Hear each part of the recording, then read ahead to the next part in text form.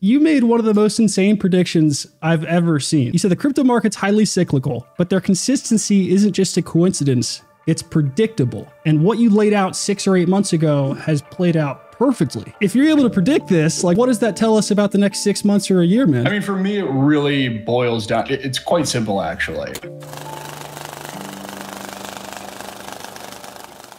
Today, I'm joined by Kevin Kelly, co-founder of Delphi Digital. I somehow keep convincing the Gigabrains to come on and just give us alpha. We can make money from it. Kevin, I appreciate you coming on, man. Dude, it's been a minute since I've been on here last, but I'm a big supporter of you in the show, so happy to do it. I don't know who else I could have on that has a prediction like you made with the Bitcoin halving. Bitcoin's at 65K. 6 months ago, you tweeted something out, and we've had people that try to predict cycles in the past. We have the parabolic travs. We have the stock to flow, right? We have some models that look good.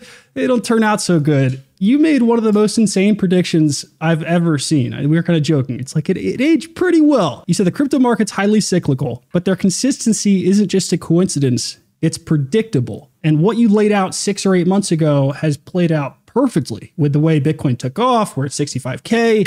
So I want to figure out, if you're able to predict this, like what's unique about your model? And then what does that tell us about the next 6 months or a year, man? But first, like, how does this work? How are you seeing this different than everyone else? Yeah, I don't necessarily know if it's too different from everybody else, or at least there's some people out there that I think track somewhat similar things. I mean, for me, it really boils down. It's quite simple, actually. We were looking at and wanted to do some analysis around crypto cycles. And to your point, there's been this narrative around kind of the 4-year cycle, right? And people oftentimes would just kind of peg that to every 4 years is a Bitcoin halving. And so that major milestone, I think, naturally became this kind of bullish taking off point or a landmark, if you want to call it that people kind of look to. And so when we're digging in, and we've been talking about what I'm about to lay out, we've been talking about these big kind of macro trends and why macro really matters for years now, right? I mean, you've read some of our earliest Delphi reports, right? We've been talking about things like central bank liquidity and all that for a long time. And so when you actually break it down, you look at these crypto market cycles, right? Yes, they follow that 4-year track, but it's not random. To the point you made, they're consistent, they're predictable. And that's because they follow this bigger global liquidity cycle really, really closely, right? It's funny, if you put, central bank, we track and aggregate all major central bank balance sheets, right? And the liquidity that comes from that. And when you put those and you look at the year-over-year change in that, you put that against the year-over-year change in Bitcoin, and then you actually put the halving dates, right, on that chart, it's really remarkable where, again, you see this really strong correlation between central bank liquidity, and when that is expanding, Bitcoin tends to do really well because it's this, pure bet on currency debasement, which we can get into in a sec. But because of that, and because of that correlation, what you wind up seeing is that the halving isn't actually the primary or main driver of Bitcoin bull markets. It actually just so happens to occur every cycle at arguably one of the most opportune moments, right? When liquidity is expanding and we're in this expansionary global liquidity period. So the halving certainly can pour fuel on the fire. I think it's great because not only is it a major milestone, it brings a lot of attention to the space, to Bitcoin. If you just look at the amount of financial media headlines and articles that are tracking the Bitcoin halving this time around versus last cycle, it's a lot more. I think it serves more as kind of pouring fuel on a growing fire, not necessarily the spark that creates it. Just to put numbers to it, right? You write this back in August. I think Bitcoin's dancing around 25K, 30K. We were going up in 2023, but it wasn't parabolic. People weren't crazy excited. ETF was yet to happen. And you kind of laid out the time frame of how each of these cycles have happened. And the halving, it's like it kind of lines up, but it's probably not the driving factor. So we have Bitcoin hits a new all-time high. It goes down 80%, bottom a year later, and then it takes about 2 years to get back to its high. This has happened, like, if you line the charts up like you did, like within the month, it's done that 2 times in a row. And then 6 months ago, you said, it's going to happen again. And now it's happened again. Since it might not be the halving that's driving it, and it's economic cycles, really, do economic cycles always follow this 4-year thing? Like, has this been happening way before the Bitcoin cycle, or is that a coincidence too? Like, how is that lining up so perfect? Yeah, it's become, economies are cyclical, right? And liquidity tends to, especially central bank liquidity, tends to be reactive to what's happening within each economic cycle, right? So typically what you tend to see is, and we saw this really play out, 2022 is a really good example of the contraction in global liquidity that we saw then was arguably the largest contraction that we've ever seen, right? And that followed one of the biggest expansions that we saw that was a huge catalyst and a huge boon for not just crypto markets, but risk assets more broadly in 2020 and 2021.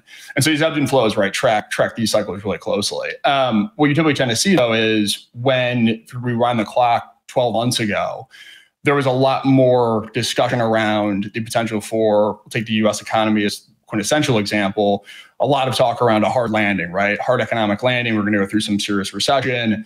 What you start to see is when you have these weaker economic periods, central bankers will basically step back in and provide liquidity when conditions start to get a bit rocky, right? To put it lightly.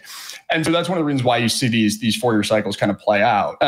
And the catalyst for kind of getting more vocal, we were talking at the end of 2022, we said the worst was behind us.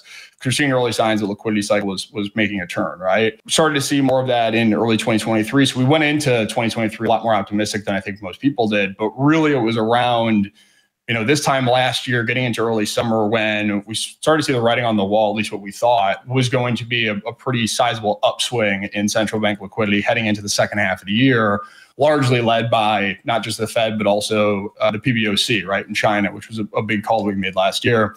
And because we had this kind of 4-year cycle and had done the work on that, we basically saw that these things were lining up again, which gave us the catalyst to get a lot more vocal about it. But it really was this trend or our expectations and what we thought liquidity was going to do that drove us to come out and get more vocal about being in the early stage of the cycle. It wasn't just this kind of finger in the air, hey, it's right around now and Bitcoin tends to rally because it does every 4 years. Like, there was a lot more kind of work put behind it, if that makes sense. But again, these liquidity cycles have been quite cyclical and quite predictable as well, right? And so when you overlay the two, unless something really jarring happened or that would disrupt what we thought was the early stages of this liquidity cycle we're currently in, unless something disrupted that, we thought that, the risk was to the upside. Yo, quick break in the action so I can tell you about something that I don't want you to miss from the show sponsor, Mantle Network. An Ethereum L2 backed by a $4 billion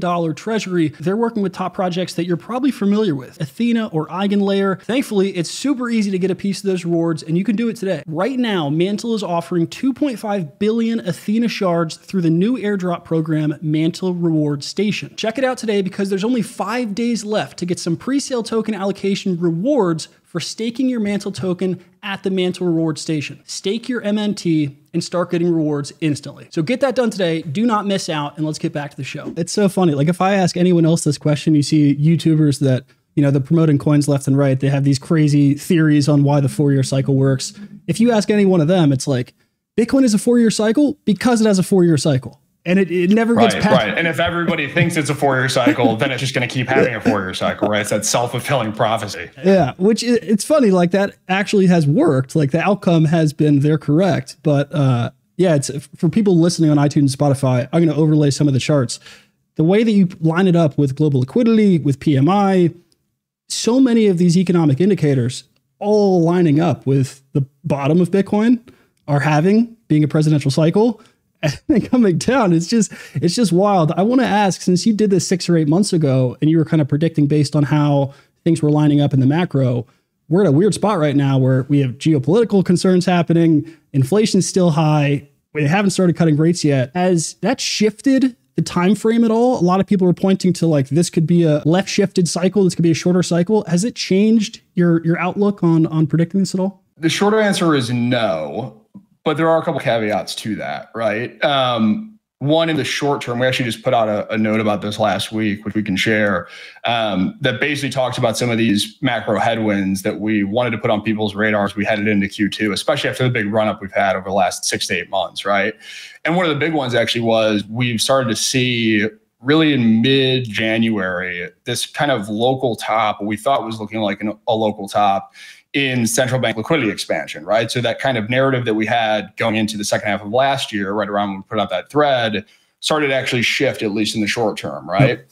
So we saw that in mid-January. What happened in mid-January was we had the spot Bitcoin ETFs launch, right? So those basically created another wave of excitement and therefore demand for BTC that I think helped propel it to all-time highs had we not had those, we possibly could have seen maybe Bitcoin top out sooner or been dragged down by some of those liquidity headwinds, right?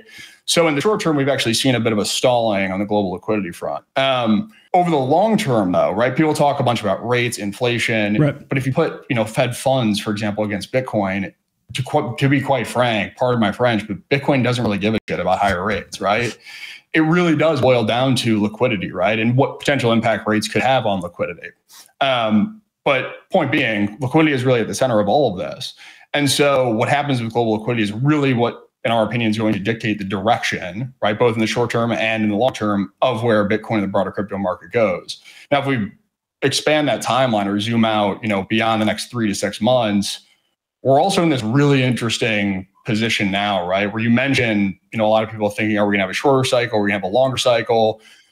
I don't have a crystal ball on this, but what I think could wind up happening is we're in this really precarious position, especially when you look at things like the US fiscal situation, right? We're just getting a ton more press and a ton more coverage.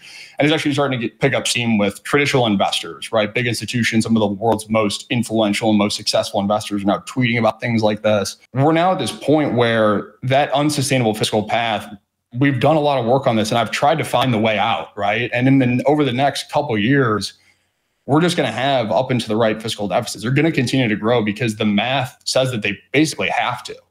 And we don't have a short-term really kind of antidote for that. So what does that mean? It means fiscal deficits mean we're increasing our debt, right? The more we spend versus how much government's taking in revenue, increase our debt burden. Debts are going up. That means you need more liquidity to be able to actually support that, right? And absorb that, especially when you have such high debt loads that need to be refinanced every roughly 3 to 4 years, right? It comes back into that kind of 3 to 4 year cycle. And so our base case is that higher fiscal deficits means more debt, means you're going to need more liquidity, especially US dollar liquidity. And what does that do? It leads to higher asset prices because this whole currency abasement narrative we've just been talking about sits at the center of that, right? Yep. I think a good way to think about that is you take, let's even forget Bitcoin, right? Take the S&P 500 and put that on a chart. If you look at that initially, you just say, okay, that's just an equity index that looks like its price continues to go up and up, right? But a different way to look at it or think about it is the cost or the amount, right? How far your dollar goes in terms of how many assets, how many stocks you can buy has just been diminished and dwindling compared to what you could have gotten 10, 20, 30, 40 years ago, right? That's kind of like the debasement narrative side of it, where the denominator and what these assets are measured against is getting devalued, right? Or is losing value. So naturally, you're going to have higher asset prices. And so that sits at like the crux of what our whole kind of bigger picture view and cycle analysis and liquidity analysis centers around is when you look out into the future, there isn't really an answer, at least over the next 2 to 3 years in our view, that really can help to mitigate or stop what we're seeing in terms of public debt growth and then what's naturally going to have to happen, which is more central bank liquidity to support that. And then again, this whole kind of debasement narrative. So you could argue that, yes, maybe we've pulled forward a bunch of demand, especially with things like spot Bitcoin ETFs. And we will continue to see these kind of drawdowns. And I think Bitcoin and the crypto market will still remain pretty cyclical. But the depths of that and the timing of that, we might be in this kind of new paradigm potentially, where maybe it's not this huge kind of parabolic move to 250K, right, in Bitcoin. But you have this kind of steadier grind higher with some ebbs and flows, and we consistently move higher because that trend really has hit kind of escape velocity on the fiscal deficit and therefore the U.S. debt side. I like hearing that, man. I love it. And okay, like I want to be clear, like it's not, granted, like that would be great for all of our bags, right? Like just to be completely clear. But it's not just like speculative hopium, right? It's just what the math says, yep. Right? Because the other side of that equation, governments are spending, right? If you look at deficits are created when the government spends more than it brings in revenue, right? Revenues primarily come from taxes, right? Tax receipts. When you look at the spending side, which again has been pretty substantial, continue to grow. When you look at mandatory spending, right, which basically means that you need a change in law to change the programs that money is being spent on. When you look at mandatory spending and then you couple that with and add in the amount of interest that we're now paying with higher rates on U.S. Treasury debt, those two alone, without even including discretionary spending, which is another kind of big bag, when you just look at those two alone, we're now past the total amount of revenue that the government is bringing in, right? Which again leads to this point of escape. It really kind of is an insane time that we're in, because it leads to that kind of escape velocity where you have this vicious cycle that people talk about. And when you look at, in the post GFC world, when you put U.S. public debts, right, so the amount of treasury debt we've got outstanding, and you chart that against the Fed's balance sheet and you run a correlation on that. I mean, the two move. It's not perfect, right? But the two go in the exact same direction. When you see these big kind of moves higher in debt levels, that liquidity that's needed winds up coming in because the market and the financial system needs that liquidity to support these higher debt levels. Yep. And so if you assume that trend is going this way, and then you overlay again Bitcoin with Fed liquidity, S&P 500 with Fed liquidity, if you assume that debts are going higher, which means you're going to need more liquidity support, naturally the things that have the highest beta and positive correlation to that liquidity trend should perform the best, right? So that's, stocks, really like high beta, high growth tech stocks, crypto. It's kind of the perfect, I guess, recipe or cocktail, you could say, for higher prices, because these big macro factors that we've been talking about for a while, to be fair, but now have really, I think, taken on a life of their own, and that currency debasement narrative is really starting to gain some steam. Now's the time where I think things can get really interesting. It's such a perfect contrast to Bitcoin's monetary policy. Inflation's lowering. Meanwhile, we have an absolute circus going on. No better day to talk about it either. Yeah, it's just crazy, man. One other factor I want to talk about with the Bitcoin halving, and then just kind of what it means for the next 6 months or a year, and then we'll wrap. I know you got to run. But another interesting kind of variable here with the Bitcoin halving is it always happens during an election cycle. And there's this meme or this lesson, or it gets repeated so much on Twitter that during election cycles, markets just rip, right? They have to go higher. Is that true? Like, you spend enough time on Bloomberg, you look at all types of assets, you understand historically if that's true or not. Is that true? Like, even for the people that say, oh, we've already topped out, it's going to be a shorter cycle, we still have 6 months until the election. Like, if markets keep ripping through the election, it's hard to say that the highest beta assets aren't going to do well. Is that always true? Yeah, I mean, and what's funny, tying it full circle, is if you overlay presidential election years, right, with these liquidity cycles we were just talking about, again, it's kind of like dropping those dates in, right, because it's every 4 years, just like the halving. It tends to line up, and Q4 tends to be a very strong period for markets more broadly. I think with this current or upcoming election, there is this narrative or sense that because it's going to be pretty contentious, right, for a number of reasons, the incumbent party is going to try and do whatever they can to make things look as good as they can leading into that, right?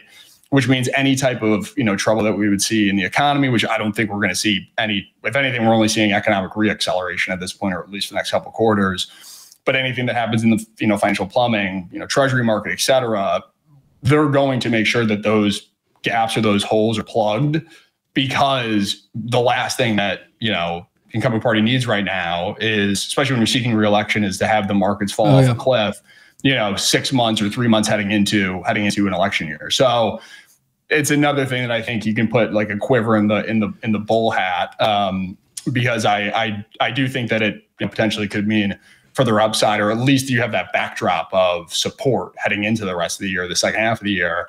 But it's also, in our opinion, supported even more by the fact that we think we're more mid-cycle when it comes to this current liquidity upcycle than late cycle. And for all the reasons we mentioned, that tends to be, again, bullish markets, especially risk markets. That's what I was going to ask you. I mean, that's kind of what I wanted to end on. Is it sounds so ridiculous to say it, that the real move usually happens after the halving. It's what happened in the 2015, 2017 cycle. That's what you based this whole prediction on before the run took off. You're like, this looks like the 2015, 2016 halving. We all remember the 2017 run to 20K. If the halving is, coming up today or tomorrow, like depending on when you listen to this podcast, it just happened.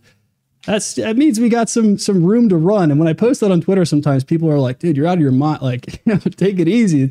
It sounds ridiculous, but it's like a lot of factors, election cycle, the macro, the deficit, the good days could still be ahead of us. This is still potentially, the model could be wrong, but potentially Middle of the cycle. First halving with spot ETF products too, That's and more true. institutions coming in. And I can say from conversations we've had, and I think actually, to plug somebody, Hunter Horsley over at Bitwise has some really great threads, especially the last couple of weeks around just conversations he's having with big RIAs, family offices, institutional type investors. The demand and the interest is certainly real. Has not been diminished by the latest kind of couple of weeks of volatility and price action. And there are a lot of institutions, RIAs, even wealth advisors who are moving their clients or anticipating moving their clients into these spot ETF products. It just takes time sometimes. Yep. And so I think you can kind of to cap, you kind of look at some of these Bitcoin cycles in two phases, right? Right around now, after you hit an all-time high, and then right around the halving, especially in the few weeks after that, we actually typically tend to see pullbacks in periods of price consolidation, like right now. Right. So what we're seeing is pretty par for the course still. Yeah. It kind of sets up and you get that healthy washout, right? We've seen, OI levels drop considerably, big liquidations. Any further weakness here is going to be spot selling, which again can still happen. But the point being, you get these healthy washouts, which really set up, if you want to think about phase two of where, where a lot of Bitcoin's gains come from later on in these cycles, and where things can get really wonky. I think one thing, having been through a few of these cycles, and I know you have too, one thing that always takes me by surprise is one, how fast this market can move both to the upside and the downside, and the extent at which it can move, right? You often think, I remember back in 2017 thinking that Bitcoin, there was no way Bitcoin would ever break 20K again. I thought that was so ridiculous at the time. But look where we are today, right? And we're talking about, as an uncertain environment, BTCs, 64, 65K. It's all about perspective, I think. But yeah, now is not the time to lose your shirt. Now's the time to, in my opinion, double down, because that's at least what I'm doing. I love to hear. I love the bullish propaganda. I know people listening are going to enjoy this as well. Reach out to me, whatever. If you're listening, I want to hear your guys' takes. But God, I remember that 2017. There's a conference in New York. I forget what it was, but I was, seeing some buddies I went to college with. They weren't in Bitcoin. I think Bitcoin was like 8 or 10K. When I got there. I think throughout the weekend, it went back down to 6K. By the time I left, it was like 15K. Things start moving insanely fast. If we really are gearing up for phase two, it's just ridiculous. I can't even kind of put words to it, how insane this could get. But Kevin, appreciate you coming on. I know you got to run, dude. When you wrote this thread, I was like, fuck, I got to have him on to talk about this. 6 months later, it's even crazier because it's all playing out. It's programmed. So I appreciate you coming on to walk through this, man. Yeah, man, no, I'm glad we finally got a chance to do this. I think actually having waited a bit, this it aged pretty well, and it gave us plenty of fodder to talk about. Put it that way. Exactly, it's more powerful. We'll see if we can meme it into existence. I want to hear what you guys think. Reach out to me. Share this on Twitter. Let me know if we're just too bullish. If you're bearish, I want to hear kind of get the social consensus, what people are thinking. Kevin, appreciate you coming on. If anyone wants to keep up with the Delphi research, I'm going to link it down below. If you're watching on YouTube, if you're listening on iTunes, Spotify, I'll link Kevin as well. You got to keep up with these guys. I'm just going to keep having them on. They'll give us alpha. We make money. I don't know why they keep doing it. I'm going to keep inviting you. Kevin, appreciate you coming on, man. Win-win for everybody. There you go. Appreciate it, man.